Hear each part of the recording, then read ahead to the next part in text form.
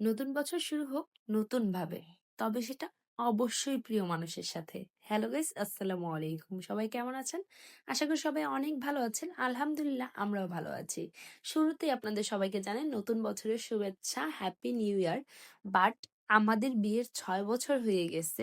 ৬ বছরের ভিতরে এই ২০২৬ সালটাই এমন হওয়ার কথা ছিল যেখানে আমরা দুজন দুই জায়গায় ছিলাম। কিন্তু কি করার? আজ ভালোবাসার টানে ছুটে যাচ্ছি সেই ঢাকা থেকে সিলেট। তো দেখা যাক পৌঁছাতে পারি কিনা।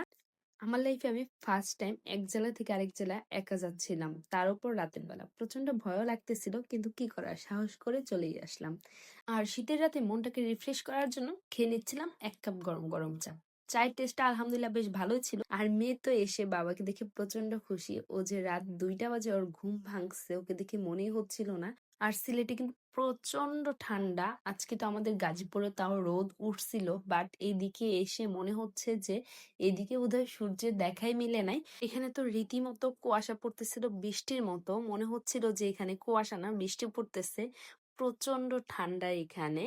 বাট আলহামদুলিল্লাহ আমি অনেক খুশি যে আমি আমার হাজবেন্ডের কাছে পৌঁছাতে পারছি।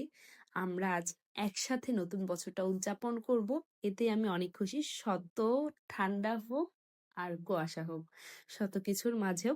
আর আমার মেয়েও প্রচন্ড খুশি ছিল। আর আমার হাজবেন্ড তো বুঝতে পারে নাই, এর জন্য আমি আরো বেশি খুশি। আমি ওকে পৌঁছানোর ১০ মিনিট আগে আমার লাইভ লোকেশন ওকে শেয়ার করছিলাম, যাতে ও এসে আমাকে রিসিভ করতে পারে, কারণ আমি জানতাম না যে ওর এক্সাক্ট লোকেশনটা কোথায়। আর আমার হাজবেন্ডের ইচ্ছে ছিল যে ও বাসায় ফিরে আমার হাতে রান্না করা গরুর মাংস দিয়ে ভাত খাবে। তো কি করার ছিল, আমার প্ল্যানটাও একদম হুট করে ছিল। ফ্রিজে যতটুকু ছিল, যা ছিল রান্না করে ঝটপট নিয়ে বেরিয়ে পড়ছিলাম। আমার প্ল্যানটাও কিন্তু ছিল হুট করে, তাই তেমন ভাবে প্রিপারেশনও নিয়ে আসতে পারিনি। এখানে যেহেতু ওরা ব্যাচেলাররা থাকে, ওরা কিন্তু রেস্টুরেন্টে খাওয়া দাওয়া করে, ঘরে একটা প্লেটও ছিল না। তাই আমরা কি করব, সবাই মিলে পলিতেই খেতে বসে পড়ছিলাম। যাই হোক, এট লাস্ট সবাই মিলে খুব আনন্দে একটা দিন কাটছে, এই জন্যই ভাল লাগতেছিল। সবার জন্য দোয়া রইল, সবাই যেন সবার প্রিয় মানুষের সাথে তার প্রিয় দিনগুলো কাটাতে পারে। আপনারা ভালো থাকবেন, সুস্থ থাকবেন, আমাদের জন্য বেশি বেশি করে দোয়া করবেন। আল্লাহ হাফেজ।